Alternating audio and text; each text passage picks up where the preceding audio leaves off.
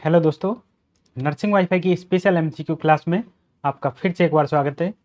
दोस्तों, यदि आपने हमारी पिछली एमसीक्यू नहीं देखी है तो आपके लिए बहुत ही ज़्यादा अच्छा मौका है। हमने सभी एमसीक्यू क्लासेस हमारी इसी वीडियो के डिस्क्रिप्शन में दी हुई हैं, आप वहाँ से एक्सेस कर सकते हो। Homan sign is use to assess. Homan sign है वो किस चीज़ को एक्सेस करने के लिए यूज किया जाता है। पहला ऑप्शन है हेमेटोमा, सेकंड ऑप्शन है वुंड सेप्सिस, थर्ड ऑप्शन है हाइपोटेंशन, फोर्थ ऑप्शन है डीप वेन थ्रोम्बोसिस। जो होमन साइन है वो यूज किया जाता है किसके लिए? डीप वेन थ्रोम्बोसिस के लिए। अब ये होमन साइन होता क्या है? देखिए, Homan sign is often to use to diagnosis deep vein thrombosis. Homan sign किसके लिए यूज किया जाता है? डीप वेन थ्रोम्बोसिस के लिए। और a positive Homans sign calf pain at dorsiflexion of foot. जब फुट का डोर्सिफ्लेक्शन करते हैं, आप देखिए इस फोटो में आपको दिख रहा होगा कि फुट का क्या किया जा रहा है? डोर्सिफ्लेक्शन, मतलब फुट को इस तरह से डोर्सिफ्लेक्शन किया जा रहा है।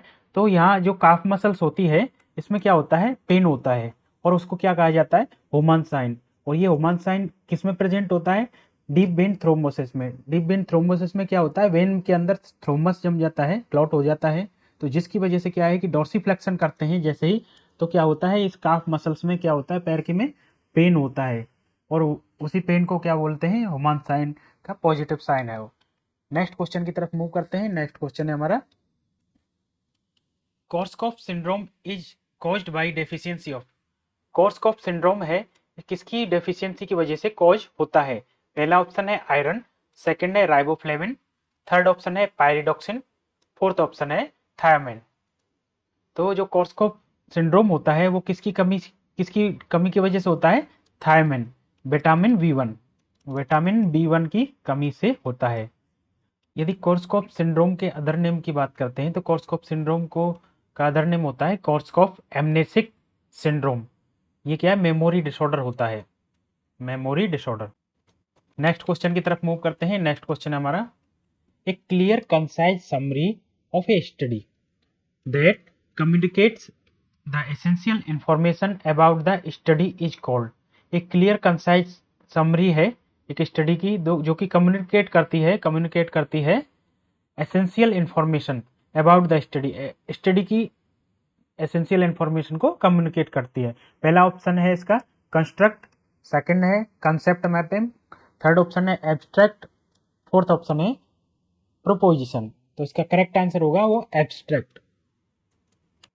नेक्स्ट क्वेश्चन की तरफ मूव करते हैं। नेक्स्ट क्वेश्चन है हमारा, which of the following statement is not applicable to using evidence based base in nursing practice.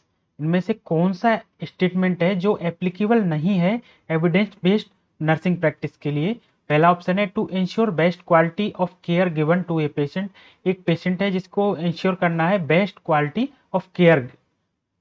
Second है to ensure the nursing decision are based on best quality of evidence. जो भी nursing decision है वो किसके based पे ensure करना है? Best quality. Third option है to use of the research evidence in nursing practice does not need to be evaluated after it's used और इम्प्लीमेंट। जो भी रिसर्च एविडेंस हैं नर्सिंग प्रैक्टिस में, जो भी हमने क्या है कि इम्प्लीमेंट किए हुए हैं, उनको इम्प्लीमेंट करने के बाद में एवेलुएट नहीं करना है। फोर्थ ऑप्शन है evidence used in nursing practice must be appraised for its validity and applicability. जो भी एविडेंस नर्सिंग प्रैक्टिस है, जो भी नर्सिंग प्रैक्टिस के लिए एविडेंस यूज किए हैं, उनको अप्रेजल करना है और उनकी एप्लीकेबिलिटी और वैलिडिटी को इम्प्रूव करना है। तो इसका करेक्ट आंसर होगा c, the use of research evidence in nursing practice does not need to evaluated. जो भी हम नर्सिंग प्रैक्टिस में रिसर्च एविडेंस को यूज करते हैं वो इसमें है ऑप्शन डज नॉट इवेल्युएटेड, जबकि इवेल्युएट होना चाहिए। क्योंकि कोई भी हम नर्सिंग प्रैक्टिस में कुछ भी नया इम्प्लीमेंट कर रहे हैं तो उसका इवेल्युएशन होना चाहिए कि जो अभी हमने अप्लाई किया है वो एक्चुअल में वो वर्क किया है या नहीं किया है। नेक्स्ट क्वेश्चन की तरफ मूव करते हैं। नेक्स्ट क्वेश्चन है, which of the following are method of induction of labour except. जो भी मेथड हैं वो इंडक्शन ऑफ लेबर के हैं एक्सेप्ट वर्ड जहाँ लग जाए वहाँ हमको एक गलत आंसर चूज करना होता है। जो भी 3 आंसर इसमें सही होते हैं। पहला ऑप्शन है artificial rupture of membrane, second option है मेथार्जिन, थर्ड ऑप्शन है ऑक्सीटोसिन, फोर्थ ऑप्शन है प्रोस्टाग्लैंडिन। तो इसका करेक्ट आंसर होगा मेथार्जिन।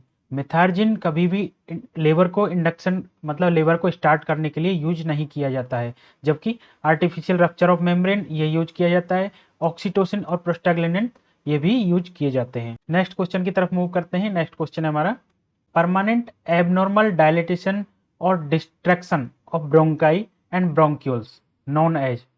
जो ब्रोंकाई हैं और ब्रोंक्यूल्स हैं उनका परमानेंट क्या होना है, डायलिटेशन क्या कहेंगे उसको। पहला ऑप्शन है एटलैक्टेसिस, सेकंड है अस्थमा, थर्ड ऑप्शन है एम्फाइसीमा, फोर्थ ऑप्शन है ब्रोंकाइटिस। तो परमानेंट डायलिटेशन होता है उसको बोला जाता है ब्रोंकाइटिस। नेक्स्ट क्वेश्चन की तरफ मूव करते हैं। नेक्स्ट क्वेश्चन है the helpline number for report in case of child abuse. Child abuse के लिए हेल्पलाइन नंबर कौन सा है। पहला ऑप्शन है 1070, सेकंड है 1098, थर्ड ऑप्शन है 1090, फोर्थ ऑप्शन है 1091।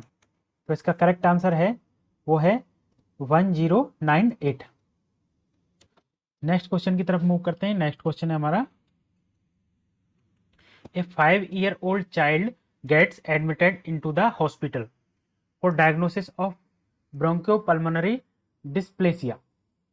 एक 5 साल का बच्चा है, हॉस्पिटल में एडमिट है और क्या डायग्नोसिस हुआ है उसको, bronchopulmonary dysplasia. If the child is at third stage what would the clinical symptom present. यदि चाइल्ड किस में है, थर्ड स्टेज में है, तो क्या सिम्टम उसको प्रेजेंट होंगे।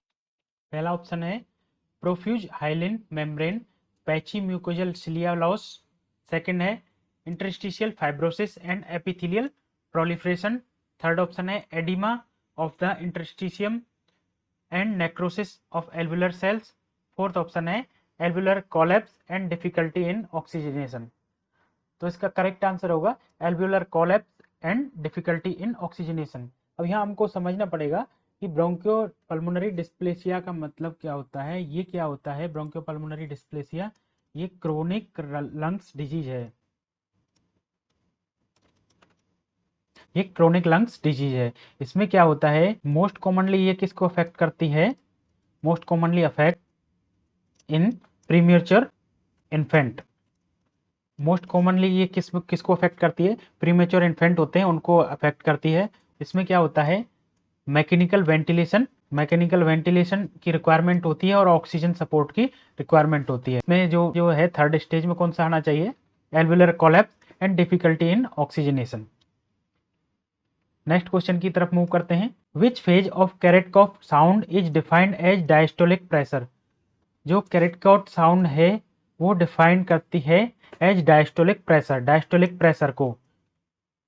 फर्स्ट ऑप्शन है pressure level at the first faint at consisting tapping sound on heard, second है time during cuff deflation when a murmur of swishing sound are heard, third option है time when a distinct abrupt muffling of sound is heard, fourth option है the pressure level when the late regular blood pressure sound is heard after which all sound disappear. अब question में हमको समझना पड़ेगा कि इसमें पूछा है जो कैरेटकॉफ साउंड या वो किसको शो कर रही है, डिफाइन करती है डायस्टोलिक प्रेशर। अब जब भी हम बीपी इंस्ट्रूमेंट है जो उससे हम डायस्टोलिक प्रेशर चेक करते हैं तब हम स्टेथ के द्वारा और स्पेग्मोमेनोमीटर को यूज करते हुए तो हमको 2 साउंड सुनाई देती है। पहले साउंड सुनाई देती है, फर्स्ट साउंड सुनाई देती है वो हमारा क्या हो जाता है, सिस्टोलिक। और जैसे ही वो साउंड सुनाई देती है और कंटिन्यूस वो थोड़ी तेज होती जाती है और उसके बाद में क्या हो जाता है, डाउन होती जाती है, डिक्रीज होती जाती है और एक पॉइंट ऐसा आ जाता है जिसपे वो बिल्कुल म्यूट हो जाती है। तो उसको बोलते हैं, उस पॉइंट को बोलते हैं हम डायस्टोलिक। अब यहाँ पे है fourth option the pressure level when the late regular blood pressure sound is heard. जब रेगुलर ब्लड प्रेशर की साउंड है जब सुनाई देती है regular, after which all sound disappear, और फिर उसके बाद में क्या होता है जो साउंड डिसअपियर होती है वो होती है क्रेटकॉफ साउंड, और उसी को ही हम डायस्टोलिक प्रेशर कहते हैं। नेक्स्ट क्वेश्चन की तरफ मूव करते हैं। नेक्स्ट क्वेश्चन हमारा, which one of the following is a natural family planning method. नीचे दिए हुए में से कौन सा नेचुरल फैमिली प्लानिंग मेथड है? पहला ऑप्शन है ट्यूबेक्टोमी, सेकंड है ब्रेस्ट फीडिंग, थर्ड ऑप्शन है वेसेक्टोमी, फोर्थ ऑप्शन है intrauterine device. Natural family planning में आएगा आपका ब्रेस्ट फीडिंग। देखिए, breast feeding is a natural family planning method also known as lactational amenorrhea. Breast feeding है जो natural family planning method है, और इसको क्या किस नाम से भी जाना जाता है? लैक्टेशनल एमनोरिया मेथड, LAM के नाम से भी जाना जाता है। LAM लैक्टेशनल एमनोरिया मेथड है suppressing the ovulation through the production of prolactin. जो प्रोलैक्टिन हार्मोन है उसका क्या हो जाता है? प्रोडक्शन होता है, जिसकी वजह से ओवुलेशन है वो सप्रेस हो जाता है। और ये जो प्रोलैक्टिन हार्मोन है ये क्या करता है? Hormone involve in milk production, और मिल्क प्रोडक्शन के लिए ये में इन्वॉल्व होता है। It is a temporary birth control that can be used up to 6 month postpartum if certain criteria are meet. Postpartum में जैसे ही बेबी बर्थ होती है उसके बाद में पोस्टपार्टम पीरियड्स में अप टू 6 मंथ तक के लिए ये होता है। Certain criteria are meet such as exclusive breast feeding and no return of menstrual period. यदि एक्सक्लूसिव ब्रेस्ट फीडिंग है, रेगुलर ब्रेस्ट फीडिंग कराई जाए बेबी के लिए, और कोई भी मेंस्ट्रुअल पीरियड है वो रिटर्न नहीं हो, वापस नहीं आए, तब तक के लिए ये फैमिली प्लानिंग करता है। बाकी के ट्यूबेक्टोमी है, वेसेक्टोमी है एंड इंट्रायूट्राइन डिवाइस, ये क्या किस में कंसिडर की जाती है? परमानेंट और long term method of birth control में।